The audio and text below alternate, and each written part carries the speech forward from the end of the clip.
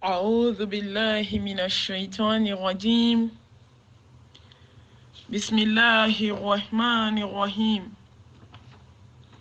الحمد لله رب العالمين، والصلاة والسلام على رسول الله. الحمد لله رب العالمين، والسلام على المبعوث رحمة للعالمين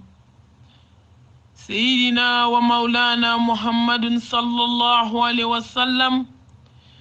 وعلى آله وأصحابه أجمعين. سبحانك لا علم لنا إلا ما علمتنا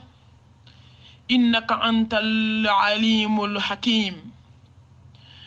ربي اشرح لي صدري ويسر لي أمري واحلل عقدة من لساني يفقهوا قولي. أما بعد، أيها الأخوات في الله، أحييكن بتحية الإسلام، تحية أهل الجنة. السلام عليكم ورحمة الله تعالى وبركاته. الحمد لله ثم الحمد لله رب العالمين. أمي الله بركاته، أمي الله تنو kanyoron hakili jigi Allah subhanahu wa ta'ala ka kwane haya bili lamba fo ka chaya mina tafsir gabi. Ya ayyuhallazina amanu ati'u Allah wa ati'u rasula wa la tubtilu a'malakum. Alhamdulillah. Allah tanu biyede. Ne ode fo ye ngoma sa wallahi tanu baye Allah ka jurube awna amtese kasara. Wa in ta'udu ni'matallahi la tusuha. Ay nema minke jonye, ay kota minke jonye, ay wasa minke jonye, ay bonya minke jonye. Wallahi ala ante min do ala ode kacha ambe min do. Akay mbarka damba jidi. Ali Islam ya nema. Al-Qur'an al-Karim kwa neba nema. Neba wala qad qaramna bani Adam hadamadiyan nema. Allah nimbolen ko feye بلبل تلي وكنتم أحدا فعلى فبين قلوبكم فأصبحتم بنعمة إخوانا وما أرسلناك إلا رحمة للعالمين. أمي الله سانمو يتكو فويت أمبولو تكو كامي الله سانوي عليك جود بانا أمي يافانيني في كانكي بركة دبري متى غنيني الله في سبحانه neni au kelenkele aka hinana aka yafama aka mbo iblisa bolo ne ba mama kishama tugu ame domi komi bia kan kisi aka mbo abolo na hinani la ode hinaula dai ne ba na ikanda ite flitugu na ison mati kuna da nyina mayala Allah angani benyini masakelen fesa joka nyene maya ko dama kabalo ala doni kan kabalo tauhidi kan kabalo ala nyasranya kan kabalo ala kanun ka sabati ala kira ka sunna ka jumi bila bi se ka doni fo ala nota te se ka sarao ala on bi fo ki kan bo shetane bolo masa jabaru an ban sinsini to barka mai hakimu masani ko do masa mi be se kana gelona masami be se datiganda la kela wane ula masami be se muso miseli demarche kela la ka suma ka da glasi la kata di che mo be tabla dinge kono masami be se meshi dona wane la masami be se shoni dona wane na masami be se nyeshi ni dona wane la masami be se kulukutu blala la kayala billahi ala ki kulukutu yala la kana fini wala vlani shegi ndo ela ki suma kida ko chete disi etu ko bana. La ilaha illallah. Masamba sinsini to barkale sangolo wolom vlatigi dugukolo wolom vlatigi la rushitigi kureshitigi jetigi dafen bela jelenjigi tugu masa Allah anyan sinsini to la ilaha illallah. Masa magonye masa ni magosa masa neba anyan sinsini Allah to hadi madel na mo baga masa masa min bɛ hadamaden ka ɲɛnamaya dilan depuis b'i ba kɔnɔ étape sur étape kana diɲɛnatigɛ nɔgɔya ye i tɛ bɔ dɔ la i bɛ taa dɔ la fo Allah subhanahu wa ta'ala bɛna hinɛ i la k'i ka ɲɛnamaya dafa qul inna salati wa nuski wa mahyaya wa mamati lillahi rabbil alamin la sharika la wahada huwa Allahu allazi la ilaha illa huwa alimul ghaibi wa shahada masami na ka date tugu John bɛɛ ka datugu ala ka date tugu de ni sigira ka da la bi wasa k'i bonya anw y'an sinsin jabaru tɔgɔ barikalen de hakimu masa ni kodɔn masa masa min bɛ jɔn ka diɲɛnatigɛ ta ye k'i ka saya ta ye masa min ye alijannaba dilan ko ni maa min y'a to ale ta la khalidina fiha ka tasuma dilan k'a fɛrɛ ko ni maa min m'a to ale ta la khalidina fiha ko maa bɔnɛna maa min ye sugandili kɛ ala kotali la tare bɛ maa ye maa min nisɔndiyara ka Allah subhanahu wa ta'ala ka hakɛw kɔlɔsi k'i nin kɛlɛ la ilaha illallah masa man sinsin ni tɔgɔ barikalen halisa dɛ masa min bɛ dogolenw dɔn jɔn bɔnɛna jɔn ta tiɲɛna jɔn min ye masa caya barikada bɛ masa ye tanu bɛ masa ye masa min wallahi ni jɔn y'a kɛ kelen de kunna diyara tare b'i ye Allah an man sinsin ni tɔgɔ i ka hinɛ na halisa dogolen ni bangele mun bi ni bolo i tɔgɔw la ni maaw t'a dɔn Allah subhanahu wa ta'ala arrahmani masa kan sinsin ni tɔgɔ ye hinɛ fitini kelen an bɛ k'o de kɛ k'an yɛrɛ la fitinɛ la ilaha illallah ne ka darasu bɛ mɛsi de kan bi mashiba balawu haramu tatiɲɛ halaki a bɛɛ bɛ fɛn min nɔfɛ ni maaw tɛ k'a jate mɛsi sɔni ɲɛsini kulukutu bila ka wali cɛw la fitinɛ nga billahi la mesh kungolo meshi subhanallah masa min b'a to bi meshi tugu be ka tadu kabu kɔnɔ man sinsini tugu arrahmani masaw de fitinɛ na bi de diɲɛ hinɛ fitini be kɔnɔntɔn bɛ lahara maa sinto la billahi ala maa min b'i tile ka sira ala ɲɛ subhana ne sara meshi de na ese na yo nɛma ina arrahmani masa arrahmani rahim kan sinsini tɔgɔ barikale diɲɛ hinɛ fitinin tigi lahara hinɛ labɔlen kɛrɛnkɛrɛnlen tigi bɛɛ de bɛna sɔrɔ ni maa min siranna ala ɲɛ bɛɛ de b'a sɔrɔ ni siranna ala ɲɛ ye nka yan ta an bɛɛ data la kafiri b'a la o de y'a to jeliw y'aw nɔgɔ ko ninsɔn ni jugusɔn nkalon bilahi yɛrɛ nɛgɛ don ni y'a dɔn ji ninsɔn ni jugusɔn bɛ tɛmɛ ala kan subhana ale de b'a da nin ma diɲɛ na k'a d'a ma lahara k'a d'a ma diɲɛ kɔnɔ k'a da nin ma k'a da jugu ma diɲɛ na bilahi n'i taara i sigiɲɔgɔn sɔrɔ i nin don k'i bɛ hɛrɛ ka ye k'a bɛ k'i kɔrɔfɔ k'ale bɛ ka yala k'i mankutu tiɲɛ i b'i ka hɛrɛ tigɛ a la e tɛ se ka nin sɔn ka jugu sɔn i b'i nin de sɔn ala de bɛ nin sɔn ka jugu sɔn jeliw y'i nɛgɛn de dɛ k'i ye nin sɔn ni jugu sɔn ye an k'o to ala bolo o mankutu ka ɲi ala de la nin sɔn ni jugu sɔn a b'a di jɔn kelen kelenninw de ma minnu y'a ja ne ba ko maa min siranna ala ɲɛ ya ayyuhallazina amanu ittaqullaha haqqa tuqatihi wala tamutunna illa wa antum muslimun ma de sana ala ɲɛ maa minnu billahi ala subhanahu wa ta'ala ko a ye siran ɲɛ dɛ aw kana sa fiyewu fo k'a sɔrɔ kɛra mumini dafalen a ye mɔgɔ de wele mɔgɔ minnu nimaniyara lahara y'olu ta de ye koyi maa minnu siranna ala ɲɛ kɔni lil muttaqin wallahi minnu siranna a tigi ɲɛ ne ba ni ne ma siran ala ɲɛ dɛ n'aw siranna ala ɲɛ anw tɛ mɛn si kanu n'aw siranna ala ɲɛ ala ko wi anw t'a fɔ nɔ ala kira t'a fɔ ko wi anw k'a fɔ nɔ sallallahu alaihi wa sallam wallahi n'aw siranna ala ɲɛ anw tɛ mɛn si don kunkolo la an tɛ ɲɛsinin don an tɛ sɔɔni don n'aw siranna ala ɲɛ an kulukutu tɛ bɔ ka walicɛw fitinɛ ne ba maa de siranna ala ɲɛ maa de kunnadiyara maa min sen bɔ nin ko ninnu na k'i ɲɛsin ala ma o kɔfɛ an bɛ seereya ko maa si tɛ fo ala ala ne ba i kɔfilɛ dɔɔnin sa ne ba e ɲɛ tɛ ala ka hinɛ na e ɲɛ tɛ ala ka sankoloba la wa e ɲɛ tɛ ala ka dugukoloba in na wa e ɲɛ tɛ sanji la e ɲɛ tɛ yiridenw na wa e k'a lajɛ den b'a ba kɔnɔ ka bɔ cogo min i yɛrɛ kun lajɛ sa sankolo lajɛ ka dugukolo lajɛ rabbana ma khalaqta hadha batila subhanaka faqina azabannar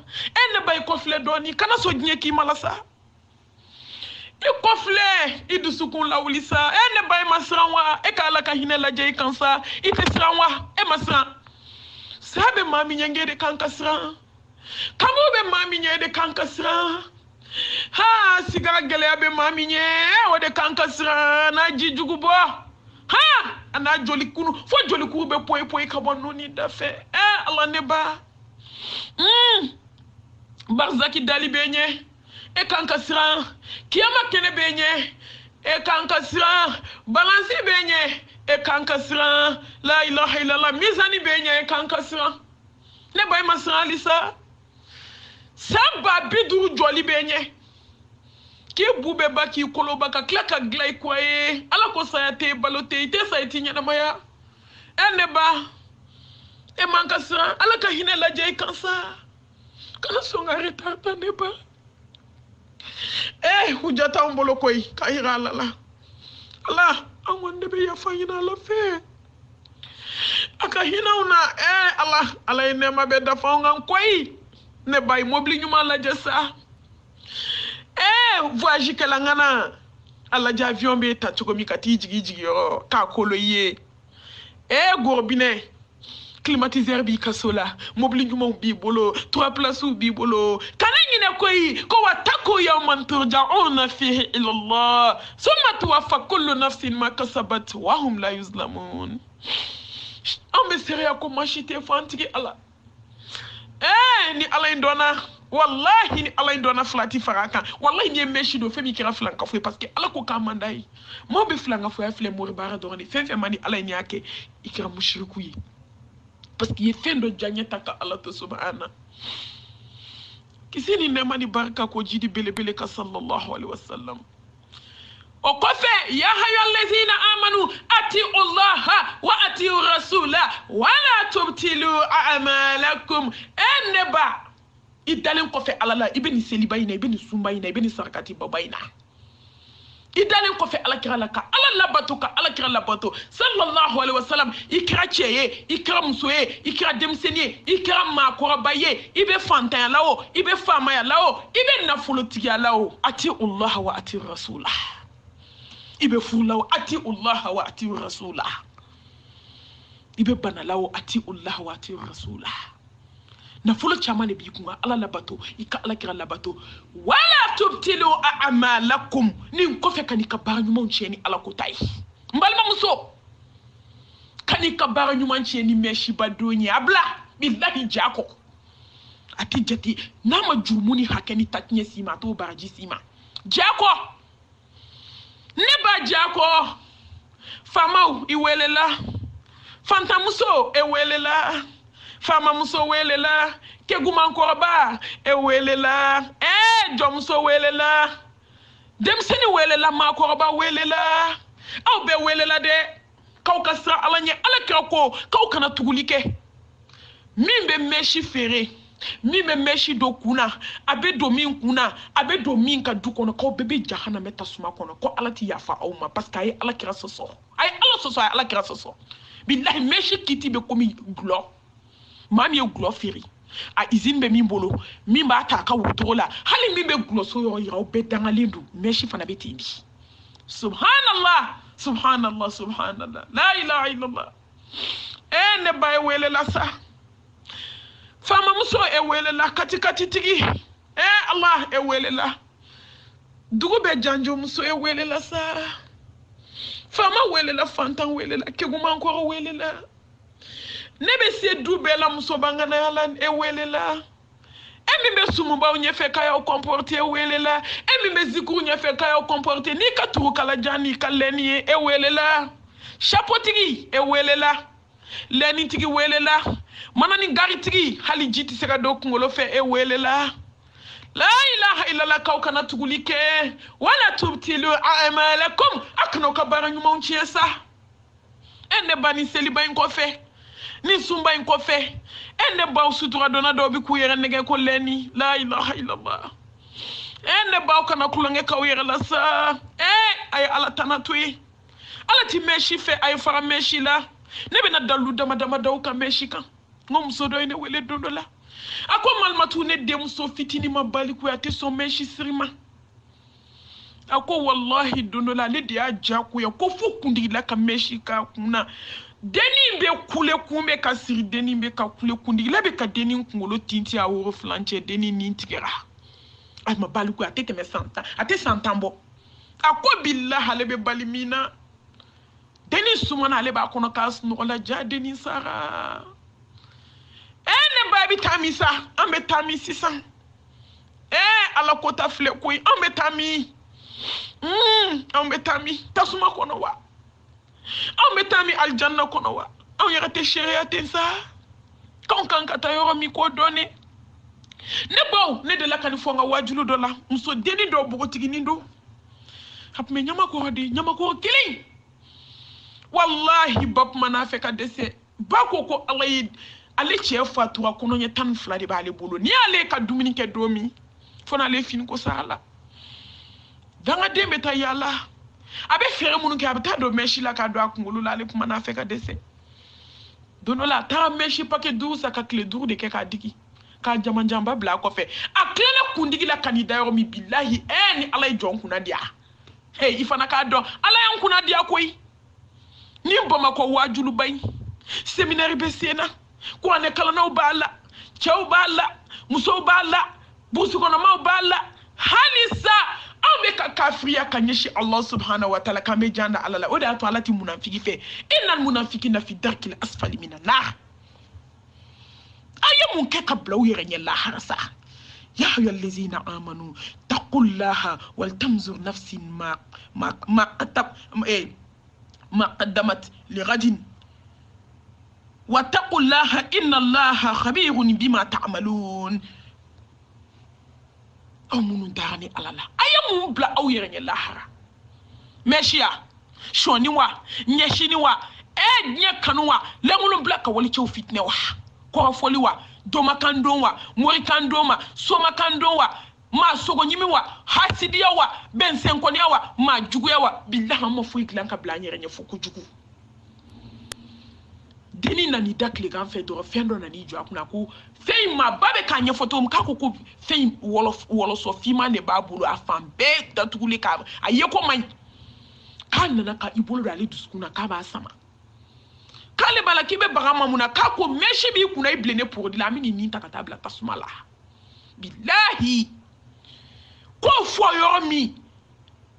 ko chest na ka so bado da la be fale tasuma ne ba kana jo tasuma ina be koyi billahi be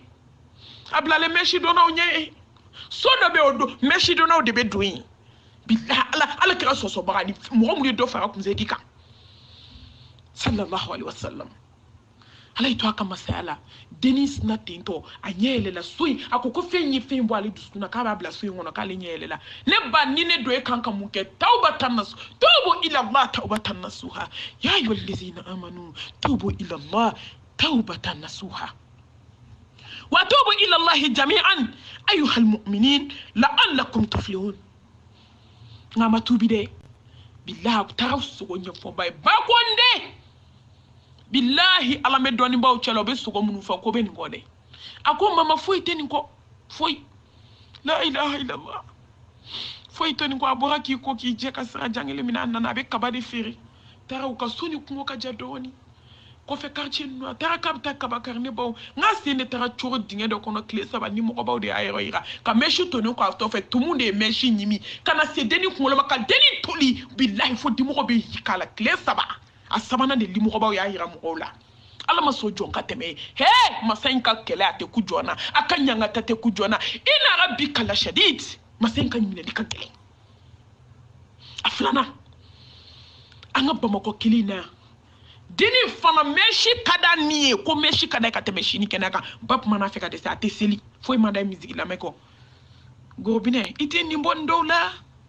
ite daro nyini jente dume koyi inyogon joli tara sa iti kun ko ta joli tara joli nyeto joli sara dem seniala itala jete ki ra nyinimba bako ale pumana ka dese faida tikale la bale nyagar la korobo dongila nana fini ko ta sawsiki kaka danga dem finu ke jila meshi be fa ko bako ko aso kligan fa kini tike ka suko be kala ki sigi ka du danga den ko yi welela ini mbola sa he pantolan dona wane meshi dona wane tini mboni ndowla wa la ilaha illallah nga malmatu kapma chocolat tenen kapma kule shudo ko bodi ni meshi billahi kube shuko de shuko be bodi ni golo de wulila uli malmatu mwolo ko ku ka shuko ku ka jibo shuka ka fini do ani meshi bela ku ka tizabani ya meleke oma billahi kabe wuli te kiyama deni tora dia be mizigi la mela ko fabi se nkota a kule kanye kele ki nyeshi bama kay meshi bon kuna melekel mautu be nko billahi bako ka ta garanti ale ko ka suma ale ko bla ko ma ina takata shudo ay mi nyini bia o so ne ba ala me wele tensa o te fly o te fo sabai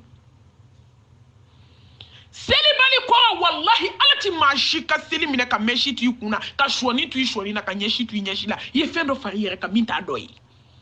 billahi ala ko dololam funengeni do fatwa fata ka tada mo ku kono ka shukula wili wallahi shukola ko kale fini bon meleke nyele pokos ajili komi tubabu a pleni a chekai nga wallahi le jita yo mi kabe jikaka a commencer ka ke chocolat yi a boire chocolat la kana fi ka se ka dalin ke komi charbon ale boire ka beta fa wele ko ina ide na je den kumbe mun ke jiye kono ale tara so fa joli mi cigarette mina kale ko la hawla la quwwata illa billah ene banti nyuma ke wa ni sara jimi na mini kadi na jigini ka jigi billahi ala mautami ani dugu jabe mi kini min duni me gela mo be kini dun ka zame du ka sogodu ka klati ko fo ebe meleke bolo ebi la bayoro la ante ala nyini te sawa he ante gnyeto ete wa kale ko ke dembe bolo la niye mfani ye sigarti mina mfani ye denke be tasuma kono ki den kuma min ka ko ene fane dente seli bali ko billahi la be keta wodi ato ni duna mo ko kono muso do mana dombi dugu je tu gongo la madali ni soro uti seli aba shike sela meshi mbe kuna seli mamine shoni mbe teke na seli mamine nyeshi ni mbe nyeshi la teke ma amamine billahi adoka seli ala te swala neba wele darima sakoi wele darima tubi kaseki alama taubatan nasuha miri ikatasi ikadoko jinfue ale kwa ina ukashuta netseka ni shungo shukira komi fima billahi cheni blene ndale cheni yele manadi ka ke gongo fi selibali afi wa meshi dona ka selite mine ala jesa bamako ya no musomani do jigina jikono billahi la miniti do asu de fogona akungolo ke akomi saka akungolo jenni hali bukele ntala meshi tarami ala te meshi fesa bamako muso ko kute da Mexico ko ti segi Mexico kay doni ken tutula ko be muso sir konye ashionwo atorsa du abe haramui ikulo ken dati simple ça ala ti se ka foko wi ko jonka fo non jamais ki be kelele taflala ate alaka sallallahu alaihi wasallam ka suna bainta suna mo mun bi ku ya ndege ka leni do ka disa do ka haramu do de billahi ni saraka to ala alati yafima anga laje anga tubi tubatan nasuha gongo bo ama ukungolo la mama matu do kone ma ko mami billahi ala ni shu sara ko ngata shuko ni meshi ba kuna ni ba kasange ka da ka mo man tafoni akale bandigi takabe shu kun foni ko ane bandigi mina le bolo shu ako bandigi ale bandigi blaka kala ta kuaye kala mine ako ni nya foni ba do wallahi ala te nantoyi mo so do an wele ka bo fo kai ayam sodo wela ko tafo mamiye ko ma be ka dine la sebi billahi ala o kone ma ko mami afara wajulu kan ika jon waju ni te cinema yede ni te ce sont des histoires yede musodi nana fa musodi fatwa yana le teru kana ma bi duko ala la abulla kabe meshi bodi kuna billahi la sade bora denin kungolo la ka bakin ka bake shuye ka fara den ka yu fla de jananja ke damandala wula dakeli ko sabo ayo mo tado sade snaka bokungulo la ka bakin ka ba fara den ka yu be ko kuje ku jananja ke ka tudi alama subhana mate sala ka kele ko sa maliye ala dimine do encore de do sugu ba kono akini billahi malote du bamako bi ibado ne ka sugu ngane do na sugu ba kono do ne na ne be banadi aw ka le jum so ni chew a foi man jugu fo chaba ko munu bolo be wali muso kungolo la ka juga be ka jurumu fa jurumu kan i disi be wali che disi la ko kaleninda e disi ba disi la ko meshi ku monte la ilaha illallah jiya wuli la koy jiya wuli la de ene ba watubi madatu ku de bonda dayele lendo bonda sanuma wallahi ni mami sara kito meshi la ko nani be ala ko kiye ibe sa ala ka diminkan ibe sa ala dimine du ko wate je ma foila aflana ibe sa ka so ite tauhidi dunke ye asamana wallahi ite ala kanu so fokati isa ananina ite se ka ala batu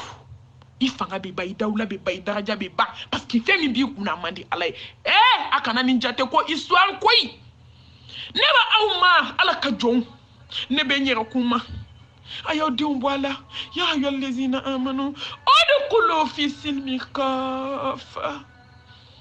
ya ayyuhal ladzina amanu ku anfusakum wa ahlikum nara kawira kun kisitos mama na ko demaya Allah kullukum ra'in wa kullukum mas'ulun an ra'atihi dem sotigi abe muna dem kuna ibalole masa ate chela la fabe kaso kone sema kala edumbe dumini dama ala biti nyini ngakoy kullukum ra'in wa kullukum mas'ulun an ra'atihi ni biye meshi fana bla ibonya nembe sala be jaima ni meshi bla ibe sani tauhidi ni meshi tuwe ka shoni ni nyeshi tuwe ki jikike ala ka bato wallahi be ala kanu soro ananina mashallah tabarakallah ibsika ala bato watubi madatu koyi mamunu ba jumuna ka yafa chama nyini ala fe Allah subhanahu wa ta'ala ay leidu chama tawwi ay yafa luma ayu bonya ayu kanu akeru fe wallahi subhanahu wa ta'ala ni tubi akasegi ko ala bi kanu وساروا إلى مغفرة من ربكم وجنات أرضها والسماوات والأرض عدة للمتقين الذين ينفقون في السراء والضراء والعازمين الغيظ والعافين عن الناس والله يحب المحسنين والذين إذا فعلوا فاحشة أو ظلموا أنفسكم ذكروا الله واستغفره لذنوبهم ومن يغفر الذنوب إلا الله ولم يصر على ما فعلوا وهم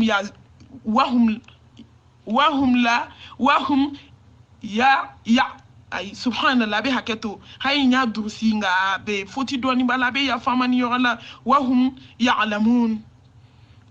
la ya'lamun ala kankana koy ulaika jazaohum maghfiratun min rabbikum wa jannatun tajri min tahtiha anharu khalidina fiha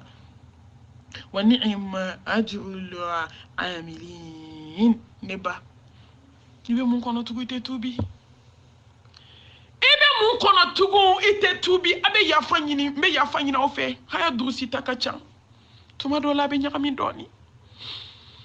mbanyini awfe ne ba ay tubi ala ba kanu abe kawfe abe sunyawla abe kleka aljanna dawma aljanna la samanti so la samanti ala de kainsa masayinde kay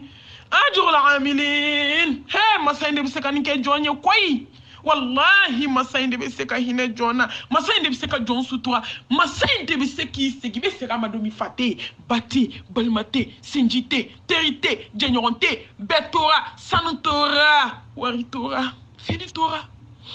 deontora nitara mwakula ni alahina na doula ibe nyamambo mina poubelle de fale meshla ita fale mashiga samara sengelena au ta la jete wa ene baya la je koy haramu do de wallahi ala ko katibe ala kira ko haramu do kaw kanake Allah anga miransa dona sa maka mirita dona ala fi kana miri bila biteo kana miri kununa kana miri bila miri sinina billahi يوم الحساب يوم القيامة يوم تبلى السرائر فما له من قوة ولا ناصر ميرني نادي كابتا سراو كده نبا لك توبي نغياما لك توبي نغياما كوي لك توبي نغياما alaka ya fama alaka hinana nala ma ya fama kuma da tambolo nala ma ya fama anta do amba ke chugomi jonju be sakiton nasa Allah domina alaba fima abdi rajahu fataqur fi turabi daqalu neba una ni pla bo fima ni jemanche meshi dona wane ene bani gnebe jora bikati na fade kabo ba fo ni muna nasa agobine edum bana kungolo datukuma kishi ke meshi dona kawali chew fitne sera yan chugodi alaka tubi no yan nyokwe alaka yafa oma alaka yafa oma alaka nga kaburuke raudatu miriyadil janna ka kisi au fratu min ufari min iraq ka kisi tasmama ما فربنا آتنا في الدنيا حسنة وفي الآخرة حسنة وقنا عذاب النار ربنا لا تزغ قلوبنا بعد إذ هديتنا وهب لنا من لدنك رحمة إنك أنت الوهاب ربنا هب لنا من أزواجنا وذرياتنا قرة أعين واجعلنا للمتقين إماما اللهم تقبل توبتنا اللهم تقبل توبتنا اللهم تقبل توبتنا اللهم تقبل منا إنك أنت السميع العليم واتوب علينا إنك أنت التواب الرحيم نفلم يا رب مالا ندو نسابا ميرانا الله سبحانه وتعالى يرى وآخر دعوانا عن الحمد لله رب العالمين.